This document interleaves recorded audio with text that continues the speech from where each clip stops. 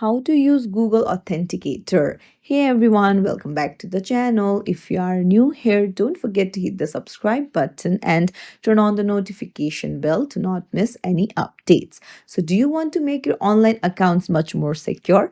Google Authenticator is a simple app that provides two-factor authentication. So, I'll show you how to use it. First things first, you'll need to head over to your App Store and then you'll need to search for Google Authenticator and then install this app.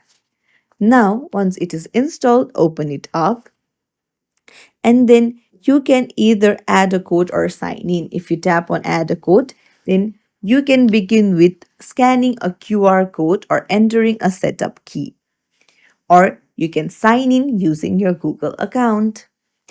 So now, whenever you'll try to log into any Google websites, Google Authenticator will generate a code for you. So you will need to use this 6-digit code for your account, and then make sure that you enter the code fast because it changes every 30 seconds. And that's it. If you found this tutorial helpful, don't forget to like the video and subscribe to our channel for more tips and tricks. Thank you for watching.